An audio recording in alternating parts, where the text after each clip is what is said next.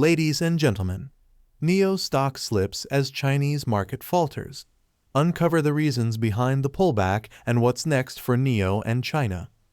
Alright guys, NIO stock has dropped about 10% in just the last 2 days. Now, what's going on with this? Why is the Chinese stock market facing such a pullback? And when will this situation end?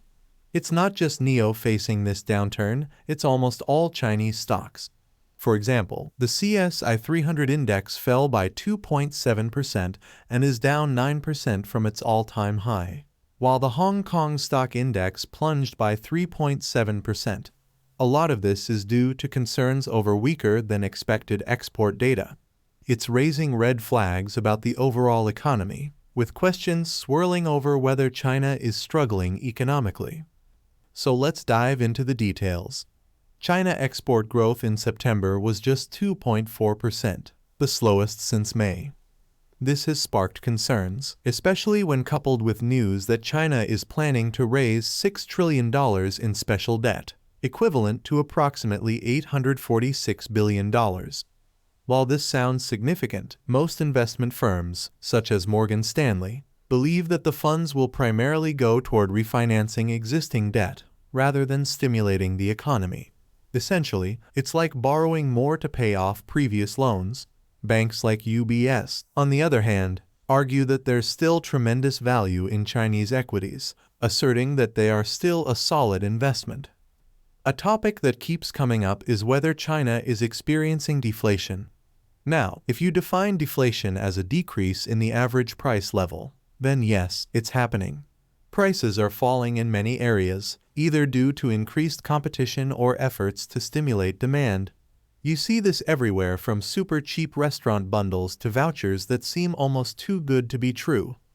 In some cases, businesses are offering deals that seem unsustainable, with no clear path to profitability. It's not just in the food industry either, it's across the board. In the EV sector, for example, there's an ongoing price war. Companies, including NIO, are slashing prices and offering a slew of discounts to remain competitive. NIO, in particular, has strategically layered multiple discounts, allowing their sales reps greater flexibility when dealing with potential buyers. This makes it difficult for customers to compare offers month to month because the incentives, while roughly equivalent in value, are structured differently each time. This strategy helps NIO stay competitive while keeping potential buyers engaged, and they're not alone in doing this. Other EV makers are also offering steep discounts to push inventory.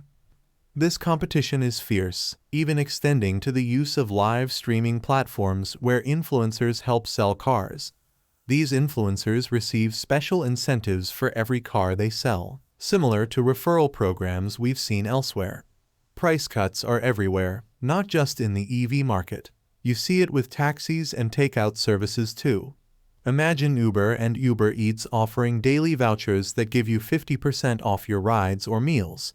That's exactly what's happening in China. Didi, which is the Chinese version of Uber, offers insane discounts every 3 hours. You can claim vouchers that shave off 6, 8, or even 20 RMB from your ride. Meituan, which is akin to Uber Eats, is also loaded with daily vouchers, encouraging users to order takeout by offering irresistible deals. It's mind-boggling how these companies sustain this level of discounting. Meituan, for instance, has an entire section called Shenzhen, which translates to godly deals. These are deeply subsidized deals that seem too good to pass up.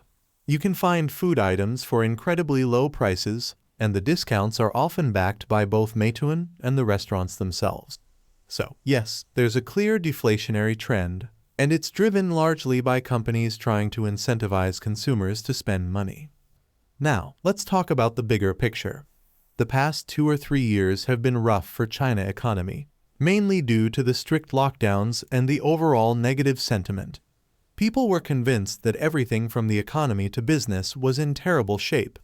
But recently, attitudes have shifted, and there's been a surge in optimism. That's why Chinese stocks saw a massive rally earlier this year.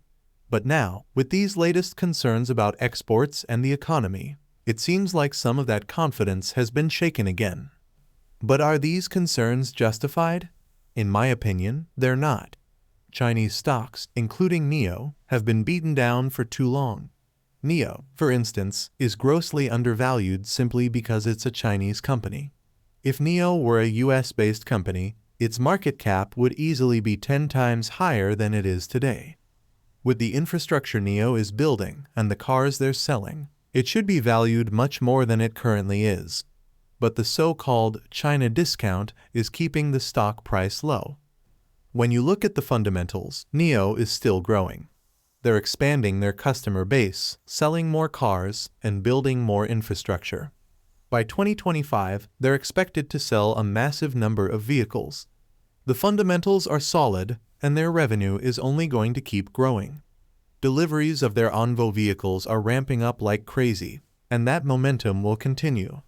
By 2026, with NIO, Envo, and Firefly all in full swing, we're looking at major volumes of car deliveries. That could very well be the point when we start seeing profitability, especially once the heavy lifting of getting all these cars to market is behind them.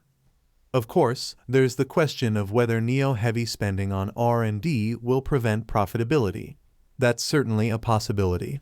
They've invested an enormous amount into developing cutting-edge technology. But for me, the recent pullback in NIO stock is more about macroeconomic concerns, which, in my view, are overblown. I believe the optimism is coming back. The economy will likely recover, and with it, NIO fortunes will continue to improve. In summary, I remain optimistic about NIO future. They're positioning themselves well for the long term, and I think we're going to see better days ahead. Thank you for joining us today. If you enjoyed the video, don't forget to hit the like button and subscribe to our channel for more stock predictions and market insights. Remember to turn on the notification bell so you never miss an update. Happy investing, and see you in the next video.